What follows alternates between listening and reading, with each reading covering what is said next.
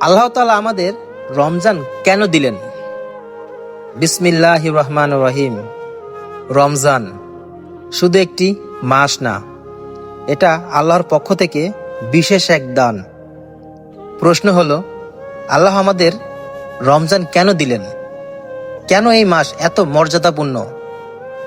আল্লাহ পবিত্র কোরআনে বলেছেন, রমজান সেই মাস যাতে কোরআন নাজিল হয়েছে। এই মাসেই প্রথম ওহী নাজিল হয় আমাদের প্রিয় নবী মুহাম্মদ সাল্লাল্লাহু আলাইহি সাল্লামের উপর। স্থান ছিল মক্কা নূরে পাহাড়ের গারে হেরায়। এক নিঃশব্দ রাত, ফেরেশতা জিবরাইল আলাইহিস সালাম এসে বললেন, হে নবী, পড়ুন। সেই রাত ছিল লাইলাতুল কদর, হাজার মাসের চেয়েও শ্রেষ্ঠ রাত।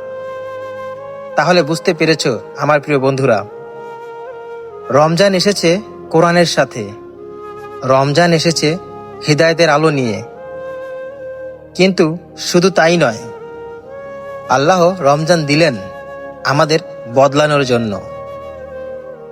সারা বছর আমরা দুনিয়ার পেছনে ছুটি, গাফলতিতে ডুবে থাকি, নামাজে অলসতা করি, গুনাহে সাহস পাই। তাই আল্লাহ বললেন, এসো এক মাস তোমাদের ট্রেডিং দেই। ক্ষুধা দিয়ে বুঝায় দুনিয়া ছাড়া যায়, তৃষ্ণা দিয়ে বুঝায় আল্লাহ ছাড়া থাকা যায় না। রোজা শুধু না খাওয়া না, রোজা মানে নিজেকে নিয়ন্ত্রণ করা, চোখকে সামলানো, এই জিহ্বাটাকে থামানো, হৃদয়কে নরম করা। রমজান আমাদের শেখায় তাকওয়া। তাকওয়া মানে শুধু ভয় না, তাকওয়া মানে আল্লাহকে মনে রেখে চলা। এই মাসটা কেন এত মর্যাদাপূর্ণ?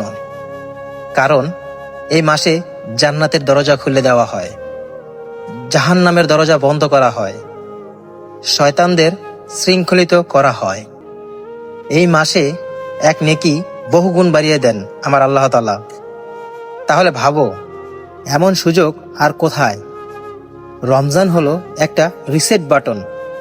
তুমি যত পাপ করো, যত ভুল করো, এই মাসে যদি কাঁদতে পারো, আল্লাহ তাআলা ক্ষমা করতে প্রস্তুত।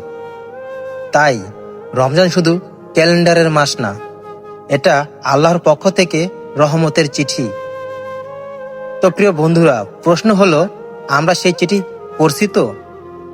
রমজান এসেছে আমাদের হৃদয় নরম করতে, আমাদের নামাজ ঠিক করতে, আমাদের জীবন সোজা করতে। হয়তো এটাই আমাদের শেষ রমজান। যদি শেষ হয়, আমরা কি নিয়ে দাঁড়াবো ওই আল্লাহর সামনে? প্রিয় ভাই ও বোনেরা, রমজানকে শুধু ইফতার আর সেহরিতে সীমাবদ্ধ করো না। এই মাসকে বানাও তাকওয়ার মাস, কোরআনের মাস, নামাজের মাস, চোখের হেফাজতের মাস। রমজান এসেছে আমাদের বাঁচাতে। মহান আল্লাহ তাআলা আমাদের সবাইকে এই রমজানের হক আদায় করার তৌফিক দিন। আমিন।